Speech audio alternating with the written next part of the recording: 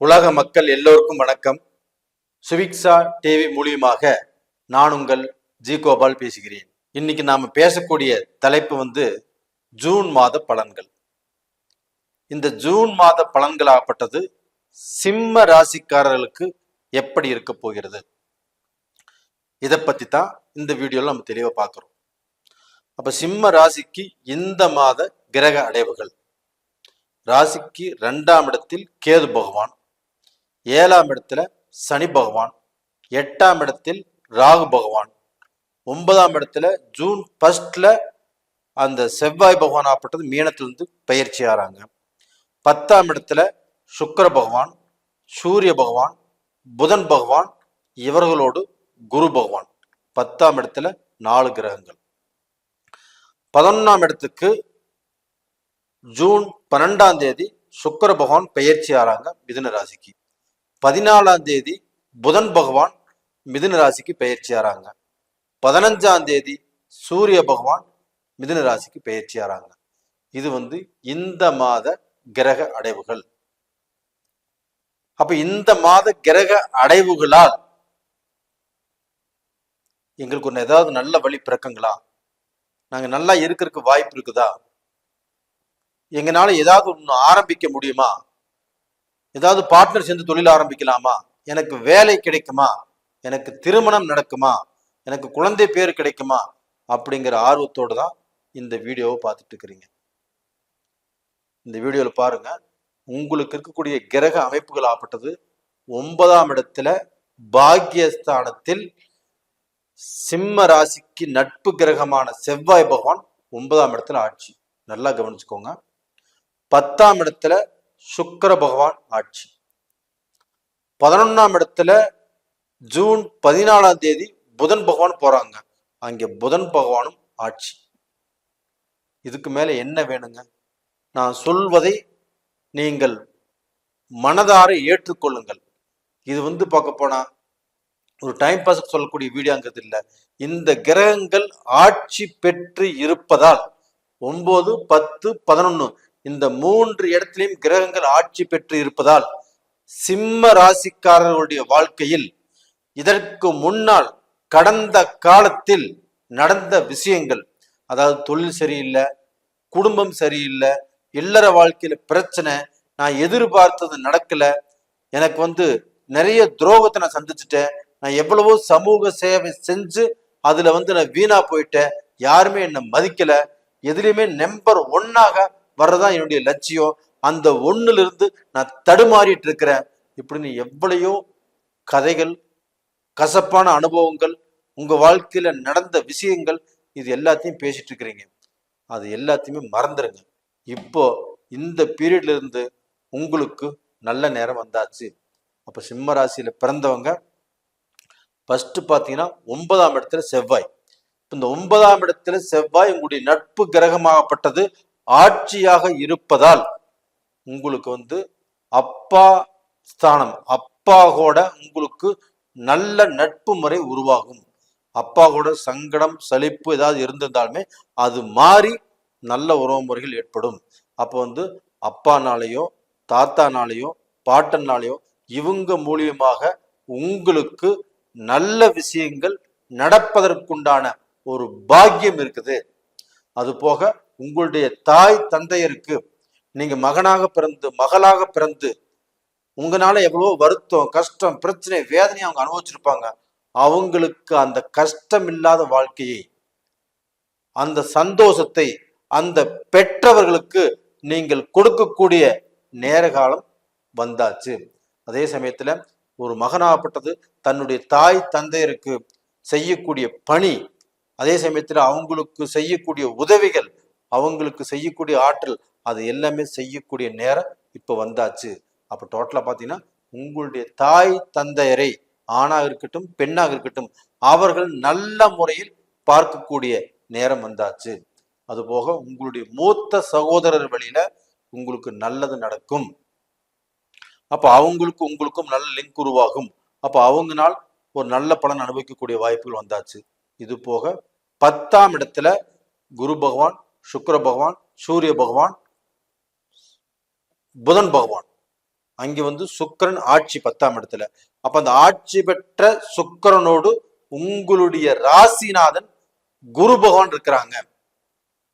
அப்ப அந்த 10ஆம் இடத்துல தசமஸ்தானத்தில் ஒரு கிரகம் ஆட்சியாக இருப்பதும் உங்களுடைய ராசிநாதன் அந்த ஆட்சி பெற்ற கிரகத்தோடு சேர்ந்திருப்பதும் கண்டிப்பாக எந்த தொழில் நீங்க செஞ்சுட்டு இருந்தாலும் சரி, அந்த தொழில்ல இந்த பீரியட்ல ஒரு அசுர வளர்ச்சியை பார்க்கக்கூடிய நேரம் வந்தாச்சு.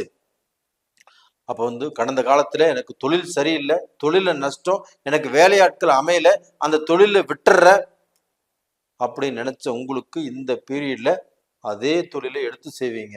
அதே தொழில வேலையாட்களுக்கு ஒரு நல்ல உங்க மேல ஒரு நல்ல திருப்தி வரும், நல்ல வேலையாட்கள் அமைவாங்க.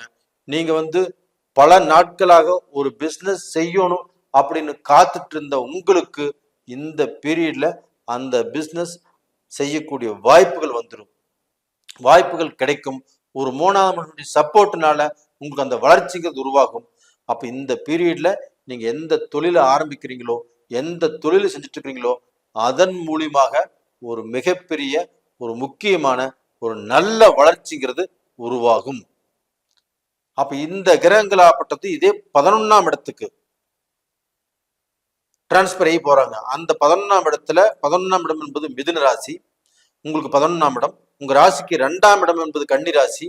அந்த 2ஆம் இடத்துக்கும் 11ஆம் இடத்துக்கும் ஆட்சியான புதன் பகவான் 14ஆம் தேதி பெயர்ச்சியாகி மிதுனத்துக்கு வர்றாங்க. சபாஸ். இது வந்து பார்க்க போனா 11ஆம் இடம் லாபஸ்தானம்.